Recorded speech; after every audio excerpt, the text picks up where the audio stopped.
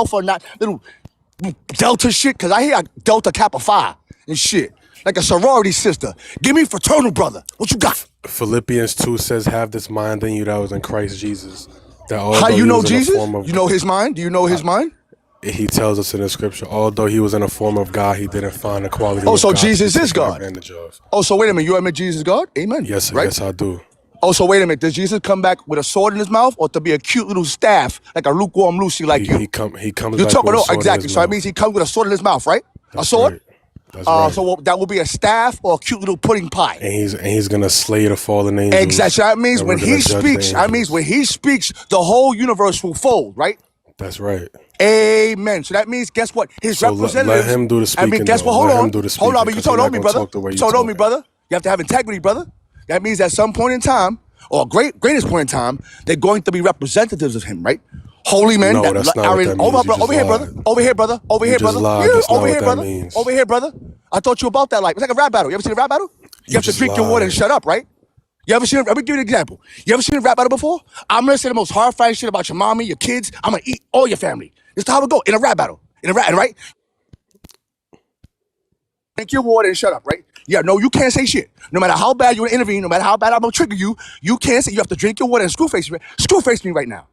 Screw face me right now. Drink your water All and screw star, face me right now. all star. Yeah, That's how what's it's done, Shouldn't going you right? be on? So we're able gonna do the to same thing here. call on the I know, name but of we're doing the same Jesus shit here, and the right? When demon you can bout Yo, I that can't life, hear right? leave? nothing you saying. I know, but we're doing the Huh? same Shouldn't shit you though, be right? When able to you do bout that? that life, right? Like Like if two men are gonna Jesus, go at war with if words. there's They power don't in the talk over name each of other like two. Jesus, shouldn't you? Y'all don't mute him, please. If there's power in the name of Jesus, shouldn't I know, you but they be don't able rap to over each other like two suckers, right? call on They that get it name popping one on and one. calm the spirit down? Sure, man. You want me to calm my spirit? Sure thing. In Jesus Christ's name, amen.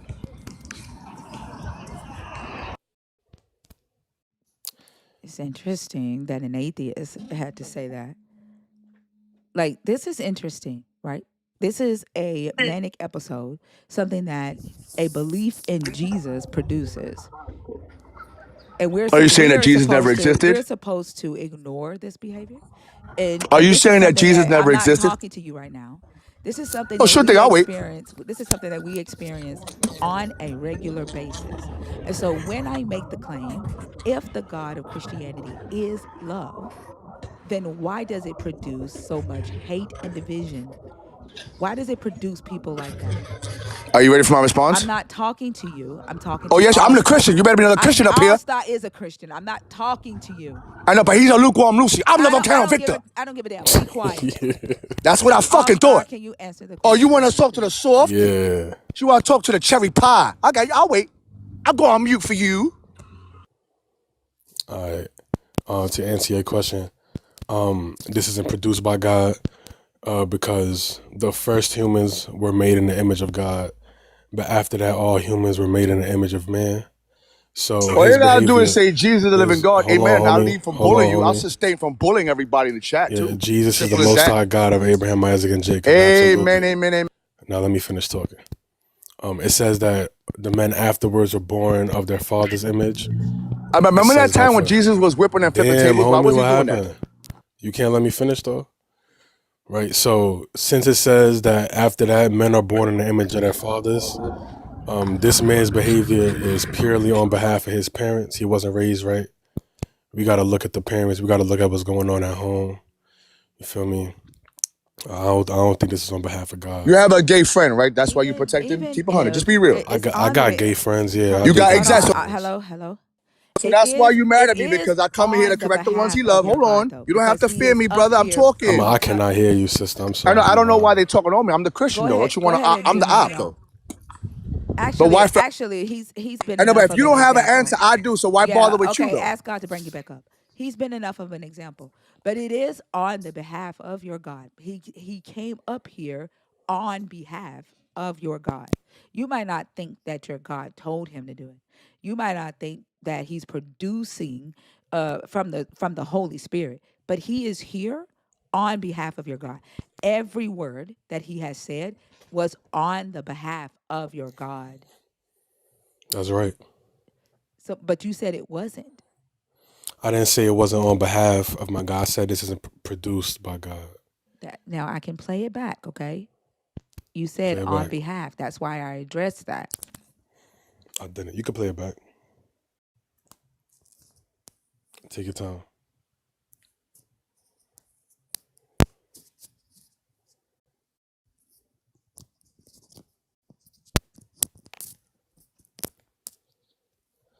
Yo, what's up, Kayla? It's good to see you again, homie.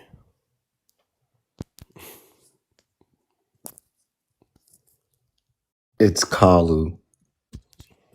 Kayla, how you doing though, homie? You good? It's Kalu.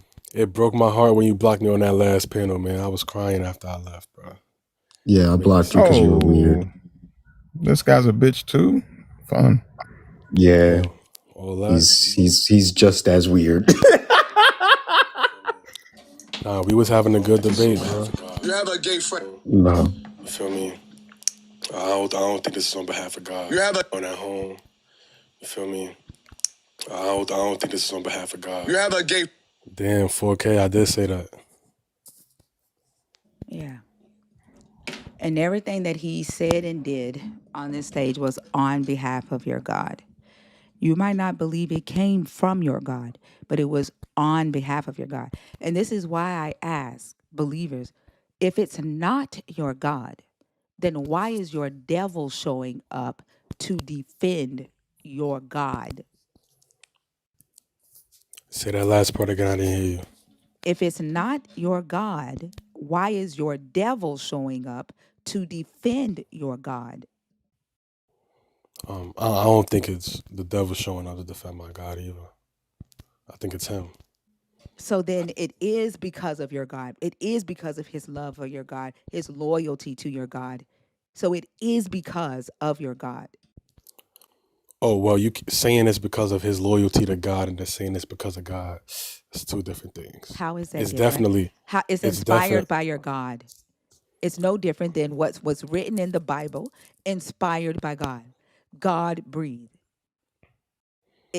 Everything that he did on this stage today was inspired by his belief in your God, by his love to your God, by his loyalty to your God.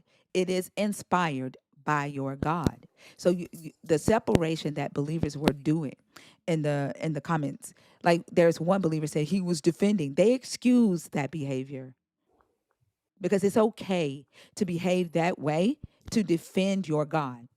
Especially like when we're talking about hate and division that is produced by those of you that believe in this God. Y'all want to get mad at us because we talk about what we are experiencing and what we see, because y'all want us to ignore it and pretend like it doesn't exist. And then say things like, oh, he's defending. It's okay because he's a believer. And then when we defend ourselves against this type of behavior, we become the devils because we don't believe. There is an expectation for us to allow y'all to be abusive. That's true. There is an expectation to allow us to be abusive. That's right.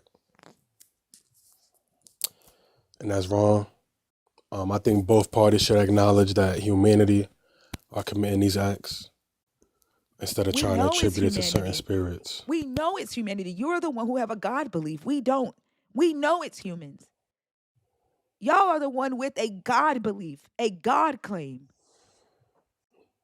Well, We're yes, not positing if you don't believe that in God, that's irrational.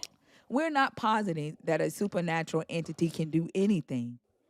We know human beings are the ones doing the fuck shit. We know human beings are the ones doing the good shit. It's interesting that y'all want us to acknowledge humans, but y'all also want us to acknowledge this God claim while saying that God isn't doing anything, while also saying that God is doing everything. Like, it's so interesting. It's double-minded than a motherfucker. And y'all want us to drive ourselves crazy accepting these claims. If a claim drives you crazy, you probably shouldn't accept it. Y'all are fucking with our lives. You're changing laws. You're putting it in our schools. You're in our lives. Like, literally, the live that I'm hosting, I don't want Christians in it. But they will not stay out of it because they feel like, because I'm talking about the Bible and I'm talking about my deconstruction, that they deserve a seat at the table. Y'all won't let people be. Well, I mean, if you're talking about Christianity, you're gonna have Christians come up. That's just natural. I don't have to. You don't have to let them. Yes, but y'all won't leave my life.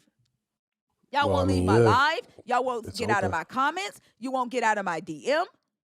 Y'all won't leave us alone when we're at the fucking grocery store, when we're walking down the street. Y'all knock on our doors because you believe that that's what your Jesus wants you to do. And then y'all expect us to ignore that. Y'all say nobody's forcing the belief on you. That ain't true. I wouldn't, and don't nobody say that. Not Yes, they forcing it do. on They you. say it all the time. Or they wrong, they lying. I know they're lying. But that y'all say that shit all the time. Y'all all the time. Y'all say, I don't care if you're an atheist, and then we'll kick your kid out the house for not believing in God. If you kick your kid out the house for not believing in God, you're a bad parent. But they do.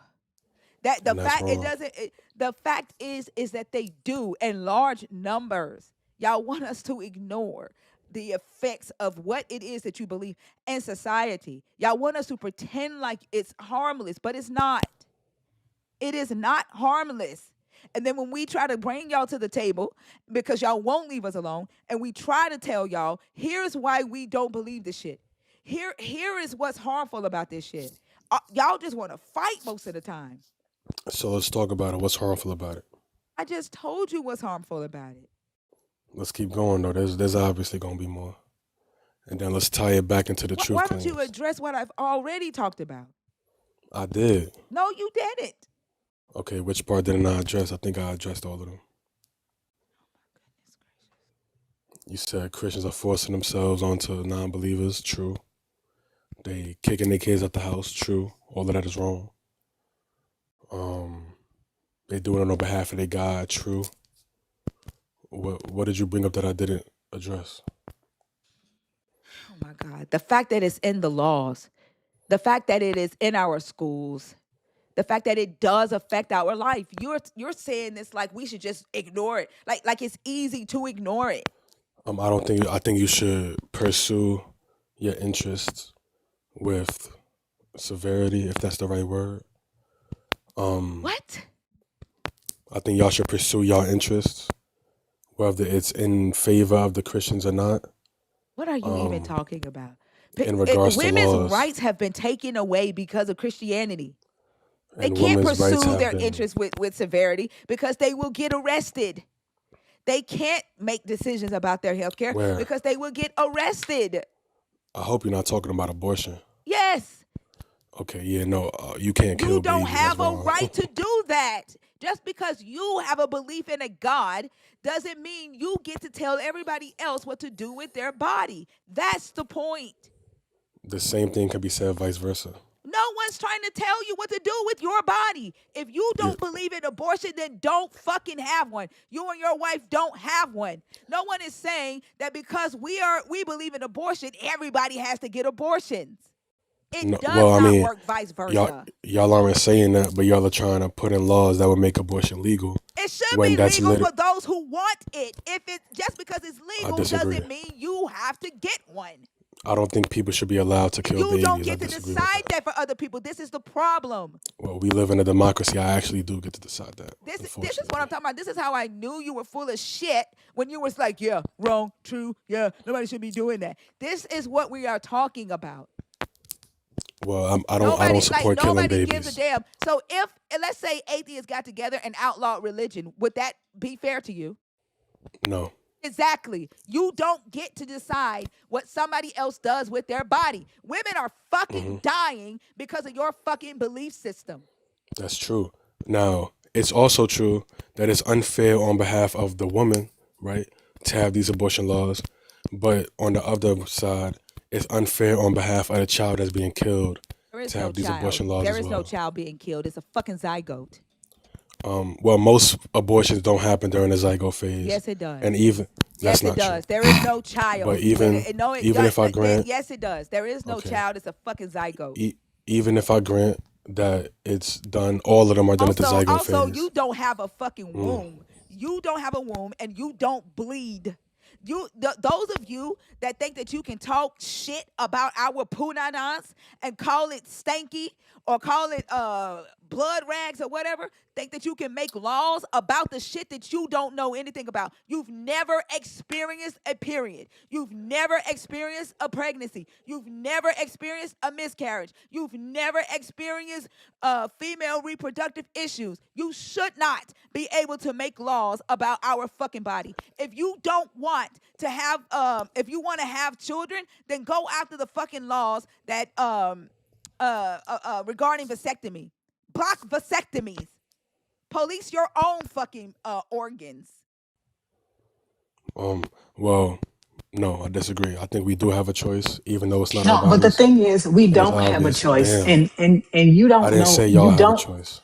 The thing is, you don't know anything about Okay, abortions at all. The majority of I them know that there was over are, 70 million abortions last sir. year. The majority of them are done in the first trimester, right? Okay, that's Where true. okay, so then why did you lie? Why did you lie about it? Is it You're not a because you're a zygote. liar? You're not a zygote. Is it because it's still a zygote, sir? Is it? Do you Is it? know how long? Okay, Do you're you know speaking over how? time. Do you know how long a zygote is? That's 6 weeks old. Is a zygote the entire trimester? Yes, it's a zygote the entire first trimester. There is. If I had a miscarriage in my first trimester, would I have a baby? Your mic, like I didn't hear what you said. I said, if I had a miscarriage in my first trimester, would I have a baby? If you had a, no, no, What but I have something that what I have something that could be you viable just outside lied. of You the just host? lied though, miss. You trying to move on? You just said a No, zygote is the entire first trimester. Why you lied no, about that? no, it is. Listen, let me No, tell it's you. not. Let me tell you why.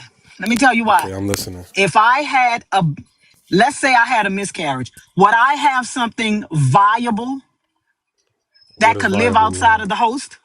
No, So then how is it a baby?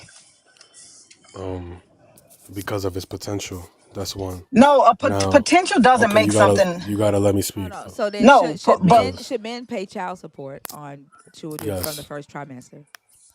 Oh, from the first trimester, no. Yes. If it's a But baby, why? if it's a Why? You baby, just said then y'all it should has pay child potential. okay, support from the first trimester. all right, because child support is for after a baby is No, born no, to support a no, no. child. That woman has to eat. She has doctor's bills. Y'all should be paying child support from the first fucking trimester if it is in fact a human Okay, well, being. that's actually a good point. Then yeah, I would support that. I would support And I child think you support in should that get to regard. work on that, right? In the name of Yeah. Jesus. Yeah, but Neg, why did you lie and say the zygote is the whole first trimester?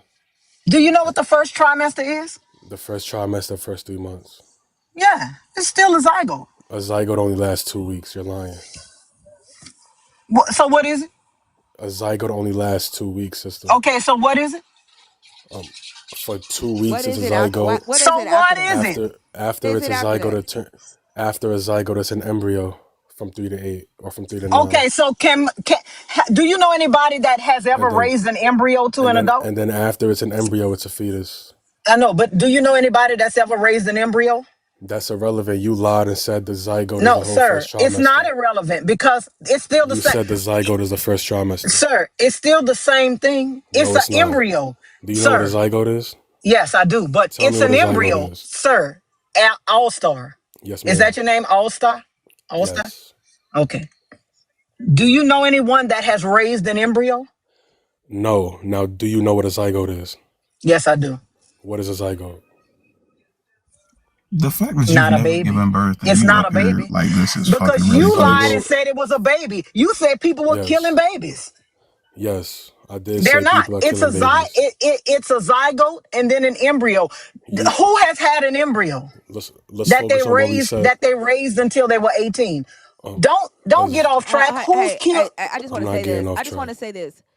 A zygote is a type of embryo. I know. And then after it's an embryo, what is it? It's still a It's zygote. A it's still a zygote zygote. is After it's an a type. embryo. Hold on, because you kept saying you lied, you lied. A zygote is a type of embryo. Okay. Hey, Now, Thinker. Hold on real quick, Mr. Hoster. Hey, Thinker. Remember that textbook I pulled out that last time? Yeah. Do you mind if I read from it real quick? Yeah, go ahead. All right. A zygote is a fertilized egg. So the whole time, from what I'm understanding, from what I'm reading, if the egg has been fertilized, the zygote that remains in the body, doesn't matter how long, in my opinion, it could be up to your opinion 12 doesn't weeks. matter. Don't add that. I Just read the apologize. I'm so textbook. sorry. I'm so sorry. Don't get. Because he tried to add his own I'm so opinion. sorry. I apologize. No. Yeah. Don't Go run. Just ahead. read the. Go I ahead. apologize. Go ahead, Kalu. Haven't you been saying your opinions this whole time? You've been wrong about everything. I haven't been wrong. Yes, you have. You called it a baby. You said people are killing babies. It's not a It is a baby. baby. You admitted yourself that nobody has had an embryo and raised that motherfucker till it graduated from That high doesn't school. mean it's a baby. Right? Exactly. Or that doesn't mean it's That not a does baby. bitch. Don't go ahead. You're right. That You want to doesn't play mean it's so a bad. fucking baby. I don't mean it's not a baby. You know what I mean. Yeah, go. It's not a baby. You just admitted it. If I had a miscarriage at 6 weeks old, would I have a fucking baby? You just killed the baby, yes. If I had a miscarriage, sir, I said a miscarriage, would I bring home a baby? No. So then what the fuck are you talking about? You bring home miscarriages? Exactly. If I went into, sir, do you know what a miscarriage is? It's just spontaneous labor. If I went into fucking labor I when I thought was 6 weeks old, would I have a fucking baby? wait, I thought a miscarriage was when like the baby like No, dies. yes, but it's labor, sir. It's just premature labor. That's all a But miscarriage is is. the baby alive? What? Is the baby alive? Sir, if I You would be went bringing into home a dead labor, baby? at 6 weeks old, at 6 weeks pregnant, would I have a fucking baby? You know what is so Whatever interesting is comes that your out is God didn't even okay. consider babies born alive until they were 31 days old in your Bible. Like they were not Book even chapter considered verse. human. Leviticus 27, when your God Let's read it. valued humans. And in Exodus, when your God says, if two men are fighting and a pregnant woman is struck and it causes her to miscarry, then the father goes to gets paid money. But if the more damage is done and the woman dies, then it's life for a life. It's not life for a life until something is alive. So that disproves your point. I don't think you should go to the If Bible. she's pregnant and you make her miscarry, there is no life for life.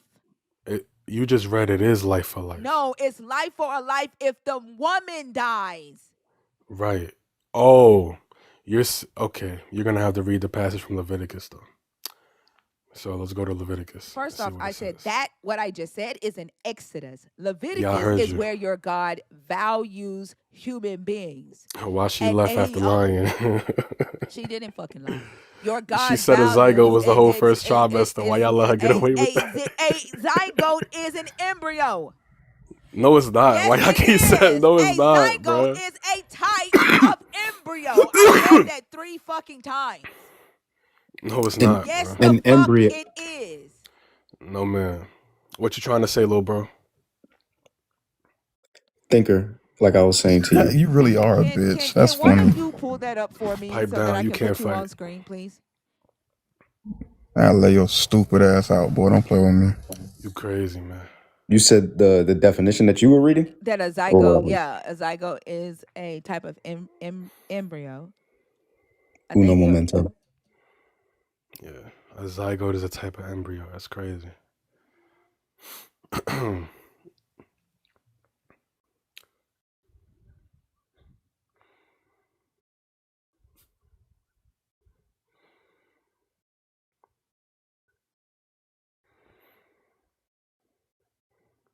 Why is he attacking Kalu? don't I talk to my folded him chat. on his. Don't talk to my chat. Your chat talking to me. I don't care. Don't talk to the chat. If you want to talk to the chat, I can drop you and you can I address can't him. talk. I can't talk to y'all. Sorry. All right, there you go. Like I'm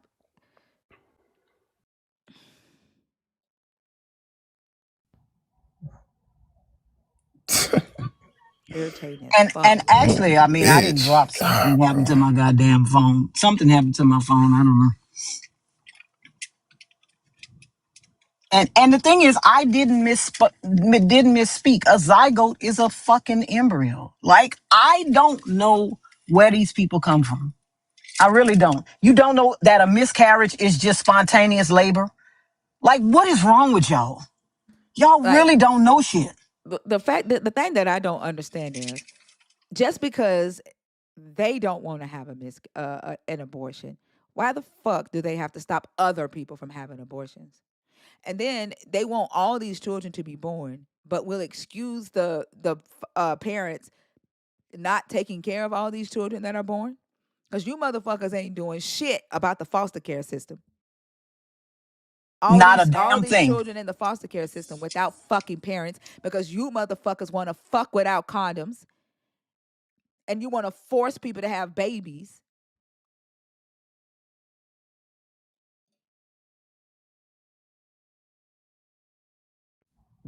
I knew he wasn't disagreeing with the person he came up to admonish. I didn't want to say it because I felt like it spoiled it beforehand. But I mean, you could really see that, and like as soon as that guy got off the stage, he was like, "Oh, finally, it can be my turn." Immediately Like start doing the same shit. he tried to present himself as different than the person that was on stage. Like the believers in the comments, that I don't know her name. She got a long name. I don't know what it is about believers writing comments as names, but she was saying he's defending God. Like they excuse that behavior. And here's the thing: he is manic.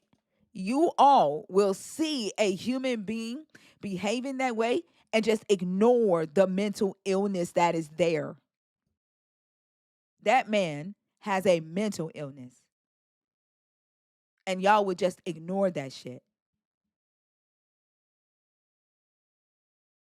Leviticus 27. The Lord spoke to Moses, saying, "Speak to the Israelites and say to them, when a person makes an explicit vow to the Lord concerning the equivalent for a human being." And for those of you that don't know what equivalent for a human being is, it's the value of a human being. The equivalent for a male shall be from 20 to 60 years of age, 50 shekels of silver by the sanctuary shekel. If a person is a female, the equivalent is 30 shekels. If the age is from 5 to 20 years of age, the equivalent is 20 shekels for a male and 10 shekels for a female. If the age is from 1 month to 5 years, the equivalent for a male is 5 shekels of silver, and for a female, the equivalent is 3 shekels of silver. There is no value for a baby from 1 day old to 30 days old from your God. Because in antiquity, in ancient Israel, babies were considered stillborn until they reached 31 days old, because the mortality rates were high back then. They did not automatically count a child as alive just because you were pregnant.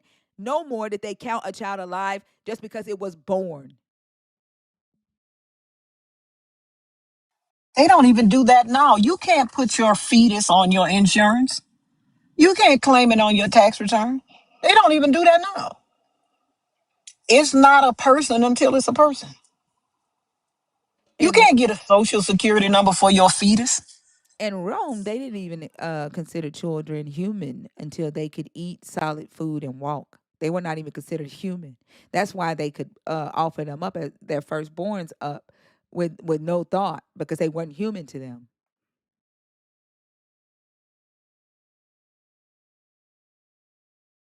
But y'all want to posit a God said life is a conception. If you don't want to abort a pregnancy, don't do it. But don't put your beliefs on other people and then lie and say you're not doing that. And then shells in the comment, practice self-control, not abortion. But didn't say that shit to the motherfucker that was on stage losing his shit. Hypocritical as fuck.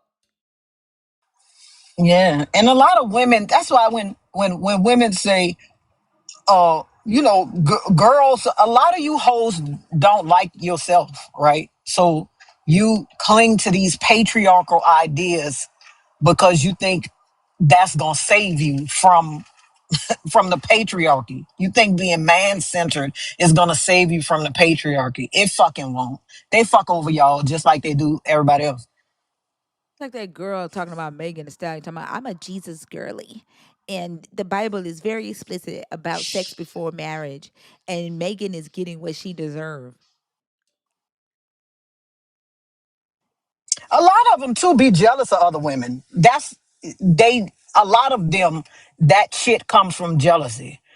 Because what they want is the niggas fawning over them like they fawn over Megan Thee Stallion.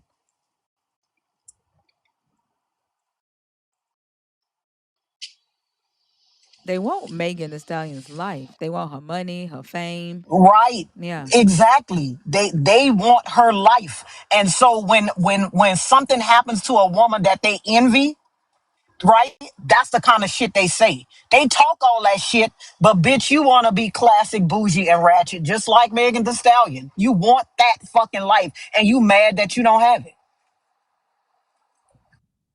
Half Twin, are you of them trying to don't show know where something? their next meal gonna come from. Half of them fucking with a nigga just because that motherfucker gonna take their ass to Longhorn. What do you say, Oso? I was asking my birthday twin if he was on something. Oh yeah, I think I asked me to pull it up. Where she a zygote is a form of an embryo. You That's got it. what it's a type of embryo. Damn, it ain't showing the whole thing. Yeah. And a zygote, a type of embryo. A 6-week-old fetus is about, I don't know, maybe the size of a pea. Like it's so small. It's a shame we gotta do that shit though. It's a shame that we have to do that shit to motherfuckers who don't even have a goddamn womb.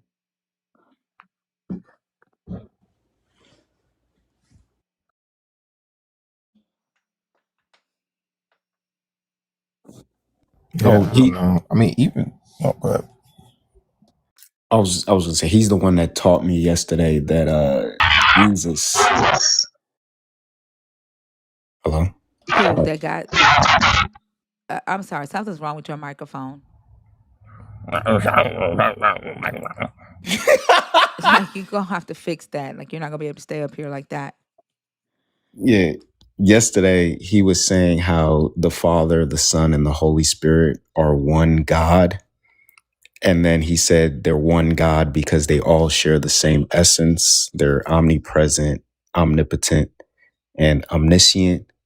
And I asked him, why, if they're omniscient, then why does Jesus not know the day or the hour of his return? And he was like, oh, if you're saying that, then that means that's probably a contradiction. The Bible can't have contradictions, so I got to show you where you're getting that wrong. Right? For like 30 minutes, I was trying to get him to understand. Like Jesus said, he doesn't know the hour, and he's saying no. He's saying that in a declarative sense, like how Paul said that he doesn't know anything. Paul's not saying he doesn't know anything. I'm trying to ask this guy, what does a declarative sense mean? He's not giving me a definition of that at all. I had to look it up, and I found declarative sentence. I'm trying to work with him, and he just want to argue with me. I blocked him. Like, Because It's they just want to posit shit and they don't care if the shit that come out of their mouth be right. thanks. a declarative sense is like when Michael Scott declared bankruptcy. That's what the player in the sense is. Like, they make my head hurt dealing with them. Like, ew.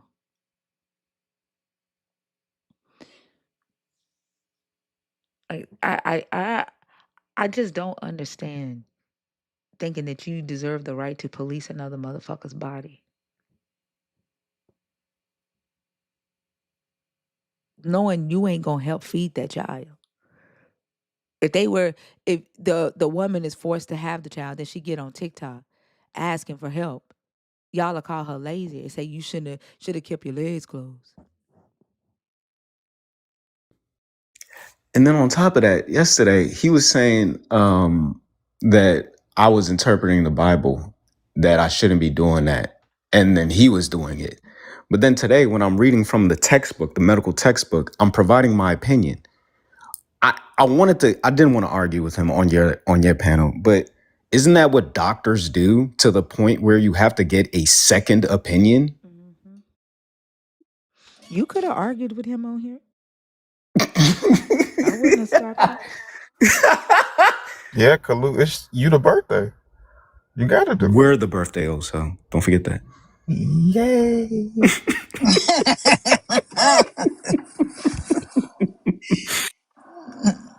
It's crazy that that you literally have no idea what you're talking about, but you're so confident in being wrong, right? Like I don't know. I don't know in what world that works. You saw how In this confident he one, I was, and guess. I did not say on behalf of God. I said by God. Go ahead, play it Hmm. back. Like, he was so confident in that shit. They don't listen to And you could take themselves your talk. time. Yeah, they don't listen to themselves talk.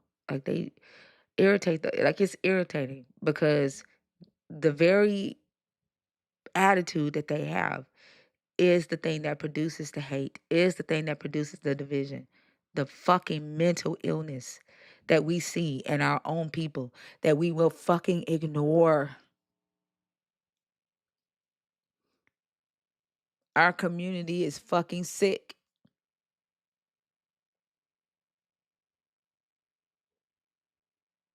Because that man was definitely in some type of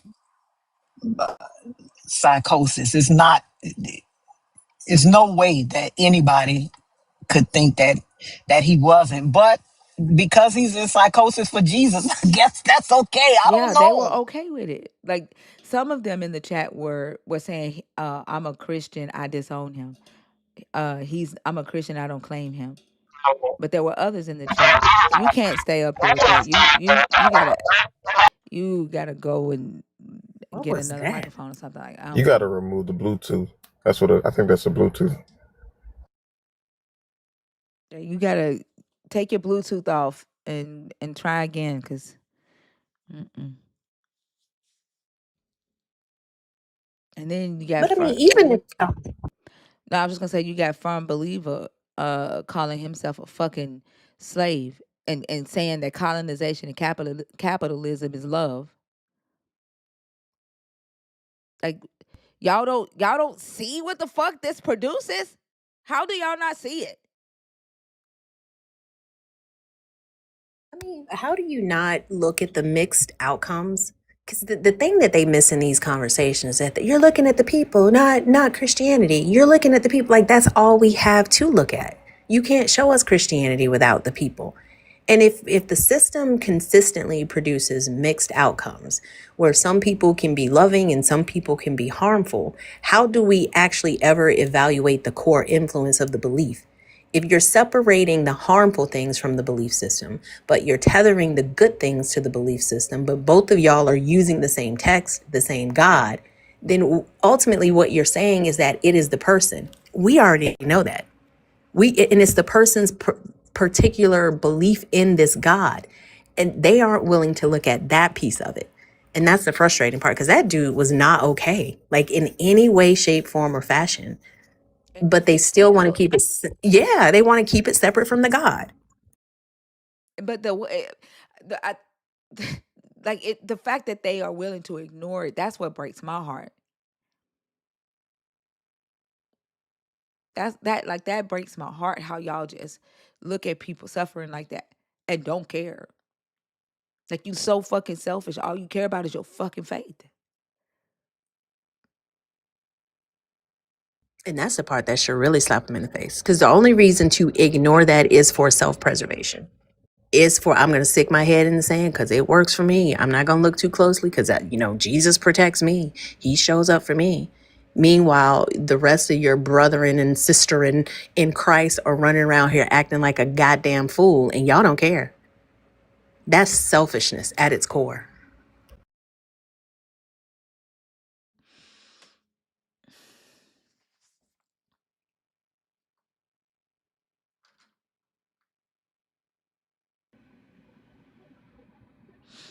Hey, Ruby.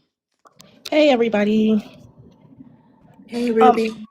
Hola. Hello. I wanted to talk about that miscarriage conversation, and if it's okay with you, post something in the Discord. So in 2018, I miscarried at about 9 weeks, and I miscarried at home. So the tissue expelled from my body at home. Because I had access to the tissue, I was able to photograph the tissue. A first trimester AB, miscarriage, etc., especially that far along, is nothing but flesh. It's tissue. It's like muscle. That's it. There is no living, breathing, nothing. For people who don't seem to understand that, it's literally, it's like chicken meat is what it looks like. It literally looks like a chicken breast. It's just fibrous tissue. There is no heart. There's no organs. There is absolutely nothing there. So people arguing that it is a baby, it is life. I've literally seen it with my own two eyes, and not many people get to experience that. It is not a life. It is chicken meat. That's literally, it looks like a chicken breast, a small, maybe 3 centimeter by 4 centimeter round piece of chicken breast is what it looks like. I just don't understand, especially when men comment on what women should do with their bodies, whether they decide to terminate a pregnancy by choice or if it's a spontaneous AB because of a miscarriage, whatever the circumstance, that is not a life. Toby, if it isn't living, then how can it grow 9 months? Do you know that the mother is the reason why the motherfucking shit grows?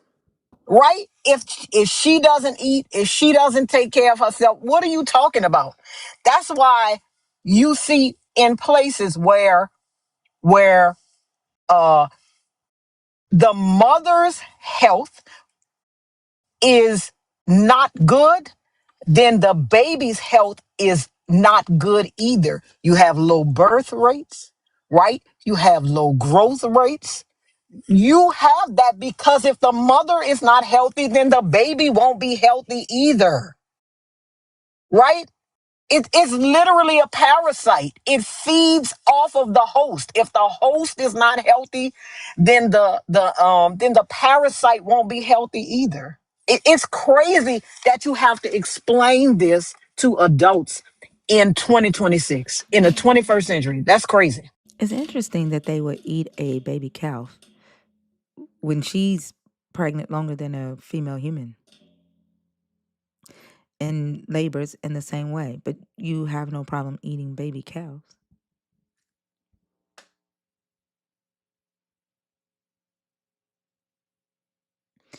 Cows have menstrual cycles. You shouldn't be eating hamburgers. You shouldn't be eating ribs, any of that.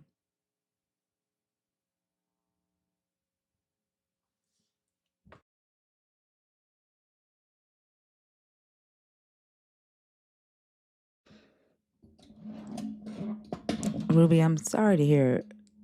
I know that had to be traumatic to experience and, to see. Because most of the time it is just blood. Most of the time you see blood in like little pieces of tissue. Yeah, it was definitely an interesting experience to say the least. What This is probably morbid, and if you're opposed to it, I get it, but it's for educational purposes only. Would it be okay if, like, I post that in one of the channels in the Discord temporarily, just so that people can see what Yeah. it looks like? Yeah, you can put it in the Nerdcash. In the Okay. Nerdcash channel. Okay. All right. I'm gonna drop. I got dye in my hair. I need to go rinse it out. All right. What color you dyeing it? Bye, Ruby. So okay. So I bleached it last night. I cut my locks off and I bleached it last night and it turned orange. So I tried to tone it and it didn't tone right. And so I was like, okay, well, let me try this like copper color. And so I put that on and then it turned orange. And I was like, man. So I ran to the hair store this morning and got like a brownish color. So we gonna see. And then no. whatever happens, because I got an appointment at the barbershop at 11:30. You know Eastern what this time. reminds me of? On Sex in the City, Samantha tried to dye her pubic hairs. She tried to bleach them, and they turned orange. Yeah. She had to Samantha walk was my around like motherfucking that. girl. Listen, she did that, and she had a date that night, and her pubic hairs were orange like around Oh, embarrassing. I tried to bleach my my fro blonde one time, and I had some inexperienced people do it for me because I was like, I'm not gonna fuck it up. And let's just say my hair resembled that of a penny. My shit was just incredibly copper. I was just like, oh well, fuck. Well, it sounds like they I didn't use a high enough developer. don't even know how they fucked it up. I just know that it was fucked up. But it's my fault because that's what I get. This is what I get for taking people's suggestions off of TikTok. It's my fault. I should have went with what I normally do and I didn't. Try something new. Try mix a couple toners. No, ruin my hair. I've never dyed my hair. I'm too scared to do it. really think. Well, Mm-hmm. I have. You see how short my hair is. I dye my hair all the time. Sometimes it's pink, sometimes it's purple, sometimes it's blue. But my hair's short. I go to the barber, so if it get Oh, fucked up, Lord, I just cut Father, it off. I've Ruby, been I blonde before. huh? So I've been blonde before. I had a little blonde phase, and then I had a little like red, like orange phase as well. Not It Kalu was walking fun. around I looking like knew Chris you were Brown. Frank Ocean. Looking like Cisco. That thong, the thong, Frank thong, Ocean. thong. I had that moment. All right, y'all. I'm going to the comments. All right. Have a good one, Ruby. Yeah.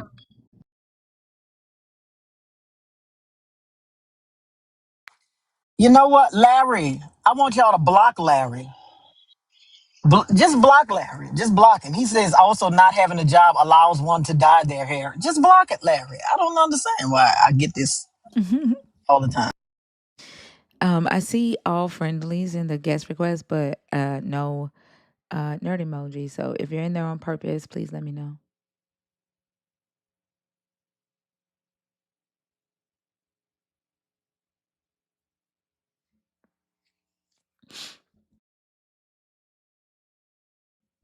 Yeah, she's okay. Her and the baby are fine.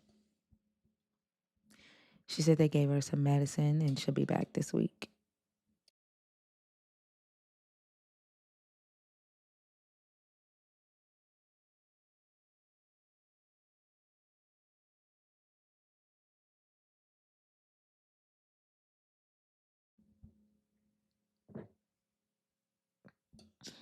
Mm. I have no idea. The more I engage with believers on this app,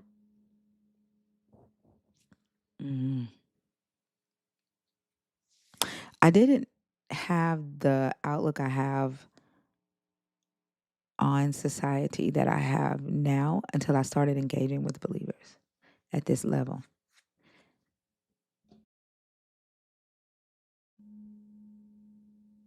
I had no idea there were motherfuckers out here like that. Like I knew that there was believers who were fanatics, like or extremists. But at this level, like, oh my gosh, this is fucking wild to me. I think before fanaticism kind of reminded me, or when I thought about it, I would think about my aunt who, every single thing you can be like, hey, how you do? How's your day today? Ain't say it. Jehovah, if it wasn't for him, like everything she makes about Jehovah. Or, the people that you work with that constantly try to like pass you little pamphlets, whatever. I thought that was fanaticism.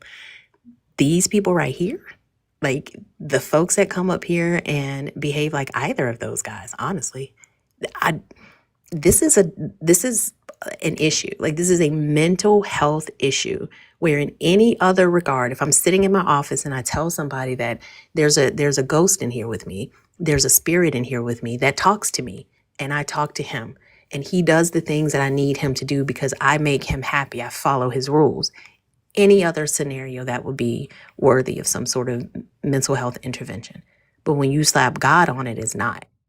And then you have people up here who, did you hear how he was saying all those sexually violent things to you? Yeah. Like that and a God?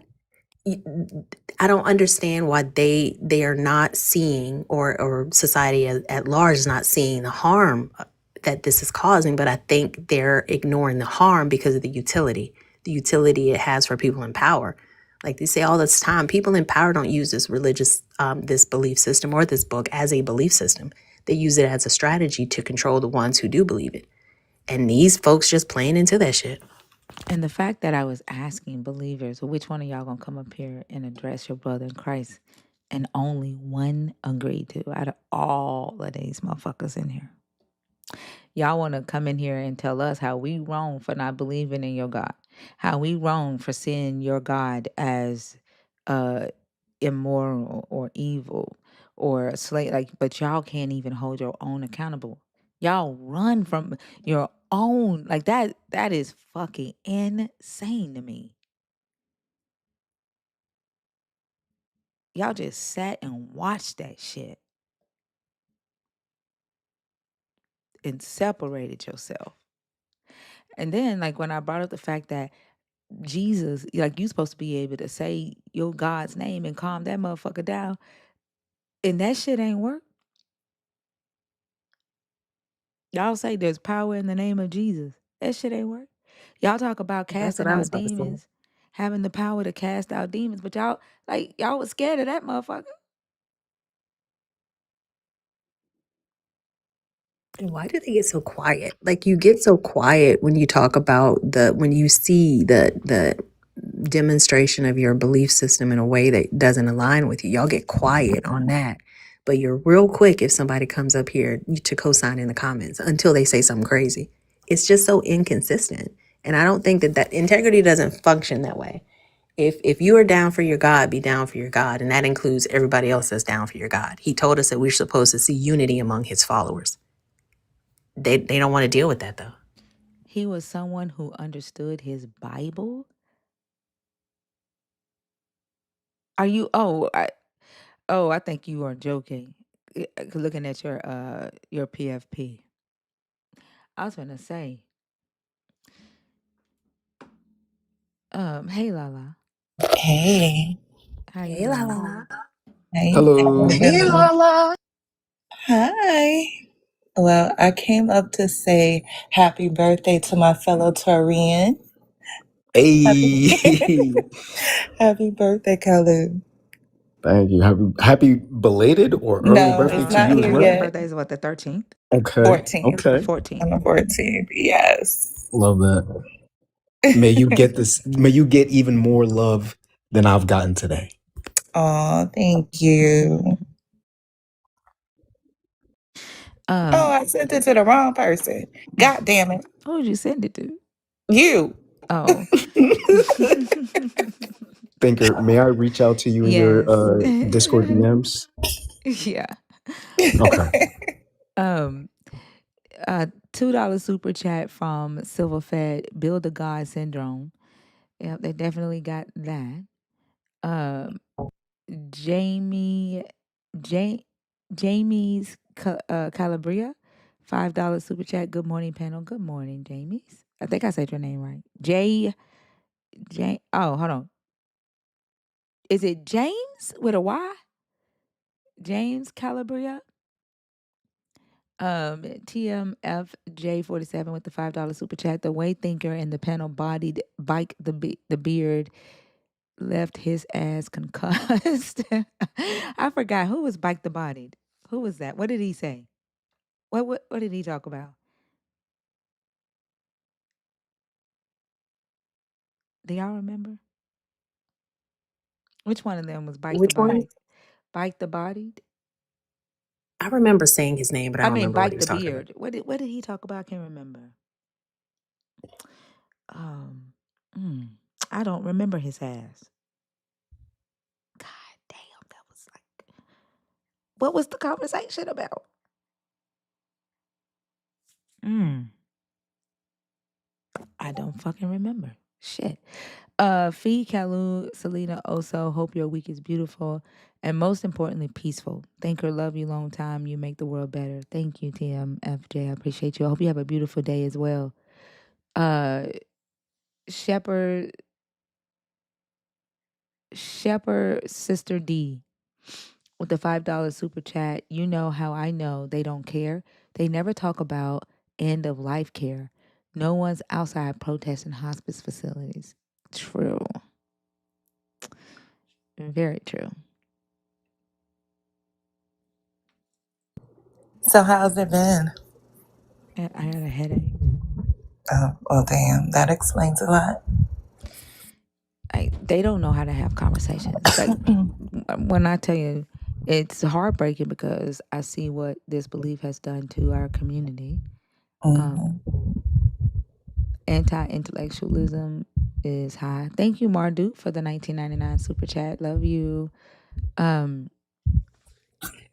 They're fighting intellectualism hard. Mm-hmm. Uh, there's a lot of mental illness that goes ignored or unchecked. Siding with white supremacy. Yes, absolutely. It's a lot and it's so heartbreaking because I keep thinking about what we're facing right now and it makes me wonder if they can see it. You know what I'm saying? They can't. I mean, there was this young lady on the app that said because there weren't any planets in the Bible, that planets don't exist. Yeah, I Did saw you that. see that Yeah. one? Oh my God. It's so sad. It really is. And it just seems to be getting worse.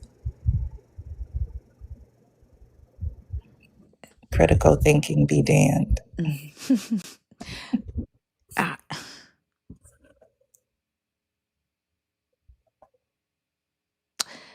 I think I would have like I need those of you that are deconstructing to come up more.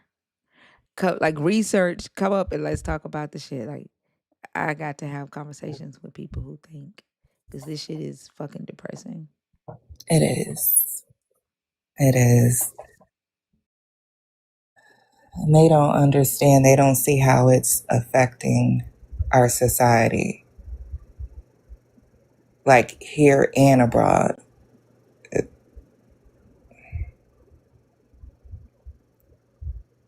I don't I know. don't even know if they care, Lala. Like they act like they don't care, and that's the thing that is so frustrating. They all they care about is their God claim. They act Mm, like they don't care. they don't. That's all they see. Like those of you that are deconstructing, like you are who I go live for. Like y'all are who I want to talk to. These questions that I have, like the research, right? Like y'all are the ones thinking on the same level. Like if you are a believer who thinks on that level, you're more than welcome. Like I don't care. But I don't and it's difficult because I don't know if there are a lot of you that can think on that level without that fear taking over in the conversation the moment we push back on well, the Bible says this. That dishonesty coming in, like I don't know. I don't know that y'all can. But if you are somebody like that that can communicate on the level, you know. But like I go live for people who are deconstructing, people who are questioning or researching. And again, I say deconstructing doesn't necessarily mean that you are deconstructing away from the God. It means you're deconstructing your belief in the God. Thinker, I do have a question. I heard you say that Hebrew was not um, a language when Moses was alive. Is that what you said earlier? Hmm. When Moses would have lived, yeah. Would have lived. So, what language would they have spoken in that area then? Uh, I've, mm, Semitic languages like Akkadian, um, Hmm. uh, the Egyptian languages. They didn't speak Aramaic yet. Aramaic came after Babylon. Yeah, Canaanite languages. I've been asking this question for so long because even like the serpent, Adam and Eve, did they know the same language? That's what I said. Because that guy that made that video about me and was like, she said that we can't convince her that snakes talk. And I'm like, human beings didn't even have uh, structured language systems. You want me to believe a fucking snake did? Right. Humans communicating with clicks and sounds. You want me to believe a That's a fucking good point. snake spoke Hebrew? That's a good point. I never thought, wait a minute. Yeah, exactly. Y'all, y'all just broke my brain. Oh, What fucking hold language up. was the snake talk Talking in speaking? Hebrew. Thinker, if you don't mind checking your Discord, I think if you see, like I'm saying, it's for my birthday. It's not for me, but it's for the community member. Hold on, let me see. Did you send it in a message or did you put it in the chat? Yes, it's a message in Discord, um, straight to you.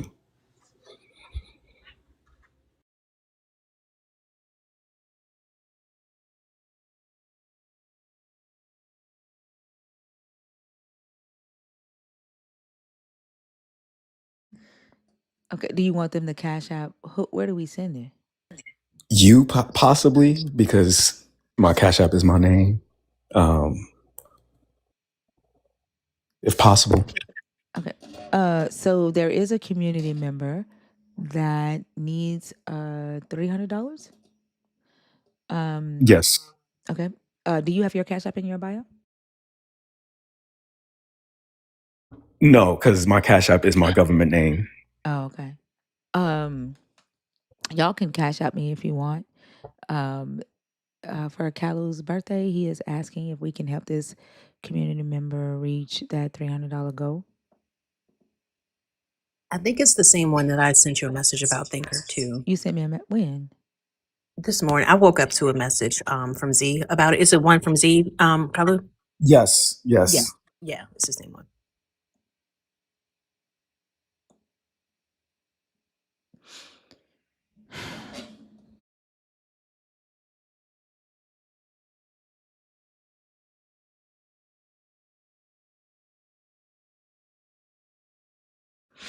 My cash app is in my bio, y'all.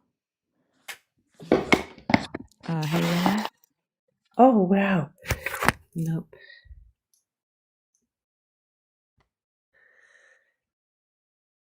Where is the interview? Okay. Hey Leno, how are you? Don't send hey, can anything on YouTube. I can't give it to Kalu until a month from now. Thank you though, TMFJ. I will send that to Kalu. But if you're trying to give to Kalu, if trying to give to the community member on behalf of Kalu, please don't send it through YouTube because it's gonna take a month for me to get those funds. Oh, what happened to this person?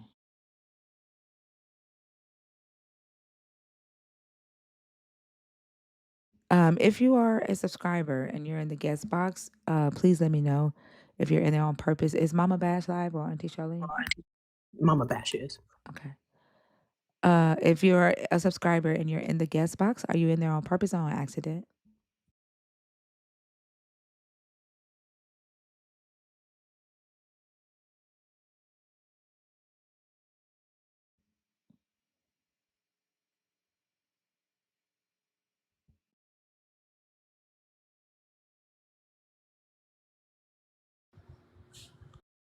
Hey, Drea. Hey, Thinker. Hey, everybody. How are you? Good. How are y'all? I'm doing good. And how are you? Good. Happy birthday, Kalu. I don't know if he's still in here,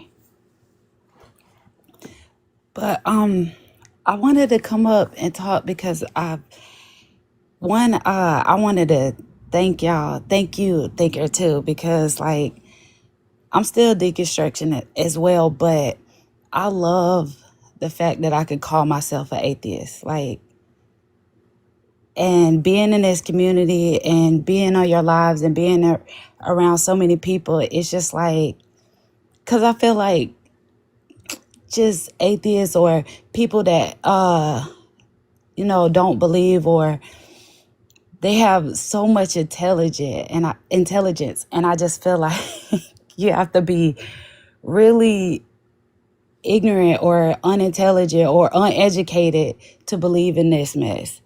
And I think a lot of us was uneducated at a point of time, and that's why we did believe in some of this stuff, but not all. But I wanted to thank you too, because like I'm proud to say that my son, my 12-year-old, he just got entered into this science program where he gets to go and travel for the summer, like to camps and stuff, and learn different things. And he told me, he was like, Mom, do you know that science is necessary? Like, he was like, people don't understand how important science is. And we were talking and stuff, and we do little science projects. And I was thinking about starting maybe a live of stuff that to shows how important science is. Like, Yeah, that would be a good one. because it's just I think like that's a great people, idea. because people don't know. And I'm like, I talked to this Christian one time. He was saying that animals can't communicate. And I was like, what? I said they communicate all the time. Like, just because they can't say words or they can't mum or hum the sounds that we make doesn't mean they can't communicate. And my husband was hearing me talk about it, and he was like, man, the cat, because we have a cat, a couple cats, and the cat was scratching the water bowl. And my husband was looking at him, and he was like, what are you trying to say? What's going on? He was like, meow. And then he kept like scratching. He was like, oh, he was like, the water bowl empty. That was a type of communication. The cat was like, ninja, this water bowl empty. We thirsty. And it was just, it's Yeah. just so, it's just so funny that people are uneducated about how the world works, and they just believe whatever they've been taught in this religion, and like science don't matter. While using it every day. Like quite literally Exactly. relying on what we know scientifically every single day. That's the frustrating part about it for me. I was reading something the other day about, y'all know I'm just a straight up nerd, about how, you know, how we see animals that migrate, birds specifically that, you know, fly south for the winter, or, you know, they do these specific instinctual patterns. And we're learning that it has a lot to do with the magnetic poles. Like they are instinctively drawn to a certain pole magnetically. It's the same thing with some sea creature, and I can't remember which one it was. But The I manta think that rays. It was, thank you. Thank you. We probably saw the same thing. And I think that the reality of what we do know is so fascinating, but they don't allow themselves to learn it because of what kind of like what Hybrid was saying. I think there's this fear of when you remove the mystery, then what is there to hope for? There's this like this balance between that they have created, which I think is a false balance, because I don't think the mystery could ever be removed. To remove the mystery would say we know everything. And we will not get there. There's this universe is too vast. Like the amount of our ocean that we have not explored, and we we think mystery is going to go away. I feel like it's just so empowering and beneficial to the development of humans to be able to deal with what we do know as opposed to trying to stay rooted in what we want things to be. And science literacy is a great way to do that. You can keep your God, but don't deny what we do know about it, and deal with it more honestly. So I'm super excited that your son is learning at an early age. And that's what they don't understand. Like, Mhm. dude, like nobody is trying to take your, not in here anyway. I can only speak for myself. Ain't nobody in here trying to take your God away from you. We need y'all to fucking think. I had to tell my brother that science has always been around. It's always been here since the beginning of time. And he argued me down. Like, no, that was just nature. I'm like, you do know science is nature, right? So, yeah. Well, And that's, Fire is trying to take your God away.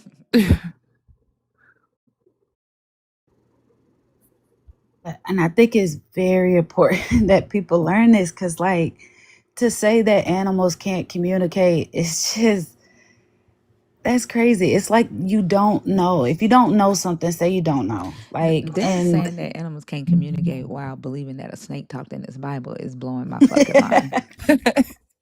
you know, if somebody said that when we were, because we were in, I think I was in Rome's panel, and somebody said that, but snakes could talk. And a donkey. Don't forget the donkey. All right, like what? And then they like they'll talk to their dog, and they watch their dog understand their commands, but snakes can't communicate. I mean, dogs can't communicate. Animals can't communicate. Like what? It doesn't make sense. There was a video of a lady saying, "You can't kill me, but you can kill my dog." And the dog looked at her like, "Bitch, who the fuck you talking about?" I've seen that video. Yeah, it's mm-mm. crazy. even Like even my oh, go ahead, Colin. My bad. oh, sorry, I was just gonna say, even like there are whales, killer whales that travel to other mating areas, and they will learn songs from other whales from other pods and take those songs with them. They learn from each other too. Yeah, that's why I keep saying like they think because we make sounds and we formed a system, like an agreed upon system of what the sounds mean that we make. That means that we are the most intelligent species. That does not mean that. And like just because we can stand up on two legs and build shit, don't mean that we are intelligent at all. Like we looking at other species and their environments and how they manage their environment. Like motherfucker, we killing each other. We build shit that ruins our home. It don't make us intelligent. Mm-mm. No. And two, like elephants. Elephants have the best memory out of That any elephant that animal. stumped on that lady. Yes, I was just gonna say that. This elephant traveled miles, stomped this lady to death, and then did it again on her grave. Found where she lived and where they were having her funeral and stomped on this lady's grave. I saw a documentary about elephants, and one of the elephants' calves got separated from them, and she ended up dying, of course, because she didn't have her mother's milk. Well, they when they came back from where they were migrating to, they came back the same way. They found the calf's carcass, and they literally had a funeral for the calf. They were walking around the calf in a circle, just making a bunch of noise, holding their trunks up in the air. They literally had a funeral. People think animals are dumb, and I do not understand that. I I bet you don't we get on understand their that nerves. Yeah, we because do. because you can teach a dog to do so many things, right?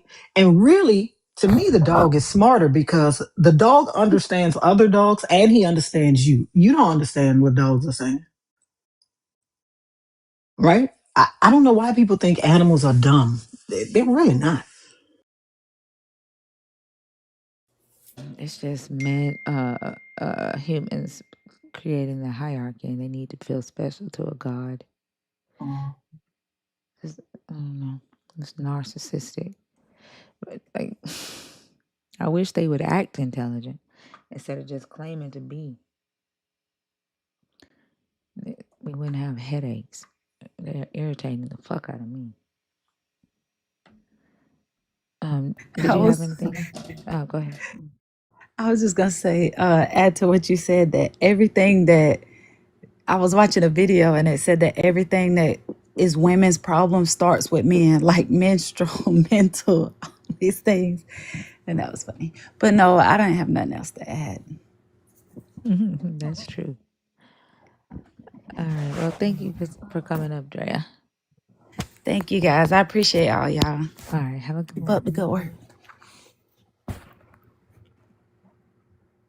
All right, y'all. We've gotten $40 out of the $300 goal. I don't know how much Zena has raised.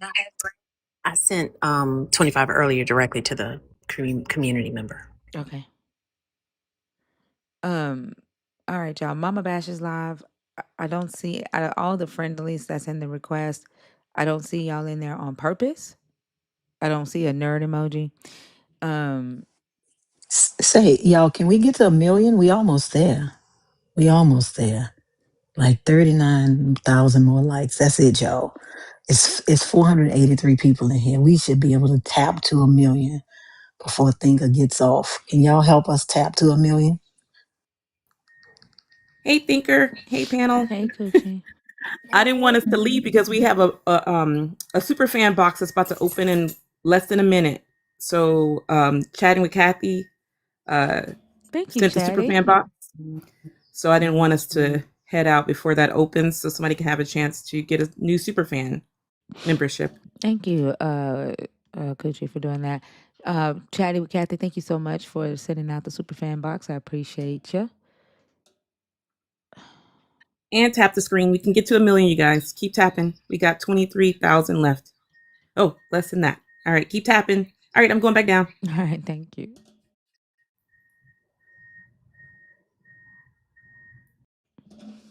We had a good sub only on Saturday.